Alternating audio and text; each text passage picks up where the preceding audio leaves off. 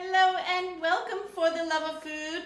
It's March and you know what that means? St. Patty's Day. We're excited for all the festivities that are going to happen around this wonderful Irish Catholic holiday. So what we're going to do today is we're going to be making a shepherd's pie. We're going to put all the ingredients together for you. We're going to brown up some ground beef. But we're not going to make it plain with just ground beef and traditional corn. We're going to be adding peas and corn for our vegetables. But we also have all this wonderful flavor that we're going to layer in. And always starting with our celery, onion, and carrots. So we're going to start with that. We'll be putting in some of our traditional chicken stock. We're going to be using some garlic, some tomato paste, and then some fresh rosemary and dried thyme. We're going to add in a little bit of Worcestershire because we all like that little kick that Worcestershire gives us as well. And when we make our mashed potatoes, we're going to do something a little bit different. We're going to be putting in some egg yolk into our mashed potatoes along with some buttermilk and heavy cream, which will make them nice and rich.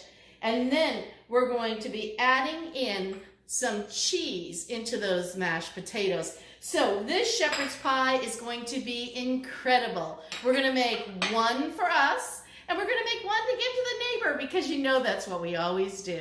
All right, so next up, I'm going to be taking some potatoes that I've already boiled in chicken stock, and I'm going to be mashing those up. So we'll be back to show you the ingredients as we add them into the pan. Thanks for watching For the Love of Food. So as you can see here, I cooked up my potatoes and they're soft to the touch. And then what I did was I heated up the milk products that I was using, the sour cream, the half and half, the butter, and I'm just going to mash this all together, making it nice and soft. It's a little more liquid in here than I normally like to have, but I think it's going to be fine because we're going to be baking these up. And remember, that dries them out just a little bit. Now remember, I have my eggs that I'm going to add in here as well. So let's go ahead and just finish mashing these down a little bit. And then we can go ahead and we can add in our egg. Just the egg yolk. Now what that's going to do is that's going to add a richness to my mashed potatoes that you wouldn't normally find in a traditional mash. And the reason that I don't worry about using the raw egg is because we're going to cook this again. Remember, this is going to be baked a second time. So here I have I want to make them too gluteny. I want to just mash them, get the consistency right. And if you want to, you can use a fork to mix them sometimes. It makes them a little bit lighter and a little fluffier. And you can see I can just mix them, fluff them up. And all I'm trying to do is just take some of those little lumps out. In this household, we don't mind if they have a little bit of lump in them because it makes it more like a rustic kind of a mash, but if you were working in a restaurant, you'd get in trouble for that. So, all right, now we're just going to test them, see what we got here. Good. Good. And even though I was worried that they were a little bit liquidy, I think that worked out perfectly. All right, so what I'm going to do is just add in a little salt and pepper at this point. Fresh ground pepper and salt, and mix those in. I'm going to leave those to sit until I'm ready to work with them in just a few minutes. Now, behind me, I've already started sweating out our onions and carrots and celery. So we'll take a look at that in just a minute, show you how the meat portion of this will come along. So here you can see I have added my celery, my carrots, and onions, and I'm cooking them just until they start to turn a little translucent. Don't worry if they're not 100% cooked. Those carrots will cook up as well once we start frying the meat. So we're going to go ahead and we're going to add our meat to this and our garlic. So let's put the garlic in, then the meat. And then we'll mix that all up and brown that meat and then start adding in some of our other spices. I did 3 cloves of garlic because I'm doing more than the traditional 1 pound of meat. I'm doing 2 pounds of meat because remember I'm making 1 more for the neighbor. The other thing is I would have added in a little more carrot here, except for that's all I had on hand. So we don't worry about that. We substitute and make do with what we have. You can't be running to the store every 5 minutes. I know that garlic is starting to cook, and we'll know because of our nose, right? We'll know because of smell-o-vision, or what I would have wished we had, smell-o-vision. And then we'll go ahead and just add that ground beef in. And I can smell that garlic starting to cook up nicely. And now let's just put in our 2 pounds of meat. And let that all cook together. And we'll start breaking this meat down a little bit more as we go. For right now, I'll just pat it out smooth. If your vegetables were already cooked, you could always take them out and then put the meat in, pat that down, and let that start to brown up. You might turn the heat up from just below medium to exactly medium, just to make sure. All right, we'll be back in just a few minutes to show you what we're adding in as this meat is browned. As you can see, our shepherd's pie, ground beef, is cooking nicely. We've almost gotten rid of all of that pink, and that's all we're trying to do here, is get rid of the pink meat and make sure that we cook it just enough so that we can pull out, see some of that oil and the fat that's coming from the meat. We don't want that in our pie. So when we go to scoop this out, we're going to make sure that we're not putting all of that fat into the pie. But we don't want to cook the meat until it's dry, because we don't want the meat in our shepherd's pie to be dried out. And remember, this is going to go in the oven as well. All right, so what I'm going to do is just tell you that I have layered in another addition while we were off camera, which was the rosemary and thyme. So we added, just in the order, just to recap, we cooked our carrots, our onions, and our celery down. Then we added in our garlic. Then we added in our beef. Then we added in the thyme and the rosemary to give it that layered flavor. And this smells wonderful. So hopefully this is going to come out exactly the way that we want it to. All right, so in just a minute, I'm going to drain off some of this, this grease out of the pan. And then we're going to add in our chicken stock on our tomato paste. So I'm going to go ahead and do that off camera, because you all know how to pull grease out of a pan, right? We're just going to go ahead and take some of that and drain it into a bowl. All right, we'll be back in just a moment. We're back. So we're ready to add in our tomato paste. Let's go ahead and put in a few tablespoons of that. I'm not going to use the whole jar, but I'm going to use about 3/4 of it. So that will give me about 3 tablespoons of tomato paste. I don't want it to be really tomato based. It only should have a little bit of a hint of that layered tomato flavor. And while I'm doing that, I might as well go ahead and start preheating my oven. I'm going to put it on 400 and let that start preheating. And the reason I do the tomato paste first is to make sure that all of my meat has got some tomato covering it. Now, one of the things that some people do is add in a little bit of flour, like 2 tablespoons of flour as well. And we might give that a shot just to see if we like that onto this meat before we add in any of the other juices. So I suppose I could have done that before the tomato, but I don't think it's going to make any bit of difference.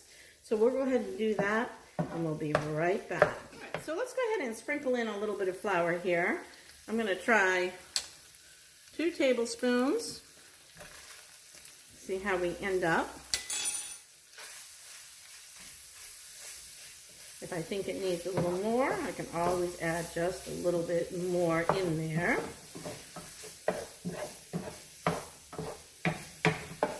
What this is going to do is it's going to add a little bit of a thickness to our, and a little bit of sauciness to our beef mixture. I'm going to do a third, just, well, 2.5 is what we did. Just so that anybody who needs to measure, you'll know that's what we did. 2.5 tablespoons of flour. And now we can go ahead and start adding in our other ingredients. I want to put some Worcestershire in. Now I'm using about 1/8 of a cup, maybe a little bit more than 1/8 of a cup. Worcestershire has a very pungent flavor, and while some people will really enjoy it, others may not. So I don't want to go too heavy since this is a test. If I think it needs a little bit more when we actually bring this to our St. Patrick's Day potluck, we'll go ahead and add more. All right, remember our chicken stock? So let's go ahead and get the chicken stock added. There's 1 cup. And again, I use homemade chicken stock. I freeze it and I make it every week, and then I freeze it. So we always have chicken stock on hand. And that was 1 cup, and I also have another 1/2 cup sitting right here. So we're going to go ahead and add some of that and see where we end up. See if we need all of it, and if we do, we'll add more. We're going to let this kind of cook up and make a nice little flavorful gravy. Now, what we also want to do is add some salt and pepper to taste here, right? So we will see where we're at in just a minute after these flavors all get incorporated. All right, so we're going to add our salt. Not too much. And we'll taste. See if we need to add a little more. We already added in a little pepper, but I'm going to put a little bit more because we like a lot of pepper in this house. And then we'll give it a taste and see where we're at. See how those flavors have incorporated.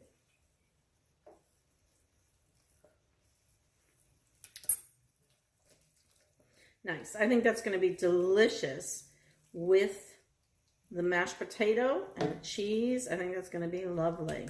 All right. I wouldn't add any more Worcestershire. I wouldn't add any more tomato. I think it has plenty of those. If anything, I might have liked a little more of this rosemary thyme mixture. So I had a little bit left in the bowl. Let's go ahead and add that in at this point. And so I'll have to remember that when I perfect this, I'll be adding in a little more of the spices, rosemary and thyme. It doesn't need any more garlic. It's plenty as it is. All right, so we're going to be actually folding in the cheese into our mashed potatoes and making this pie, and we'll be back to show you. So we've folded in all of that lovely cheese, as you can see, into our mashed potatoes. And don't forget, we're going to be bringing in our peas and our corn. So I'm going to go ahead and bring over my meat and layer this casserole with the meat, and then put in my layers of vegetables and then the potatoes on the top. So here is the meat layer sitting nicely in our beautiful casserole dish. And now what I want to do is I want to put my vegetables. How pretty that looks, right? We're going to put our vegetables right on the top.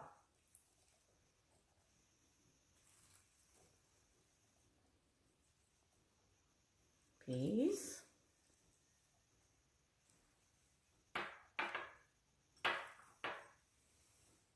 There we go.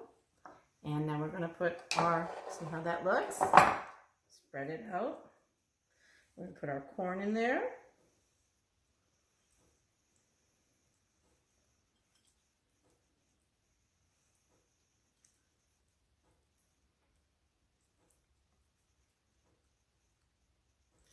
Now, if your family likes more corn than peas, feel free to do it the other way, but this is how we like to do it. And next, we want to incorporate our mashed potatoes, right? So let's go ahead and add in our potatoes. Now, if you wanted this to look fancy, you could pipe it in, but I think what we're going to do is we're just going to go ahead and spread it across the top. Remember all those lovely cheese we put in there? You can see it. It's going to help brown those potatoes very nicely. And remember, I have some left over because I'm making one for my neighbor. So we're making a small one over here for my neighbor. So I just don't worry if there's any left over. I don't think anybody's ever had a problem with leftover mashed potatoes. As a matter of fact, we're also, for St. Patrick's Day, hopefully we're going to try making something called boxty, which uses leftover mashed potatoes. So you take like a cup of leftover mashed potatoes and you mix it with shredded to make boxty. But that's another recipe for another day. So as you can see, I can smooth this out really nice. I can make little peaks if I'd like, which will get nice and crispy. So just by touching the spatula like this, I'm making nice little peaks. And then we can pop this in the oven at 400 degrees for 40 minutes. And we can put some salt and some pepper.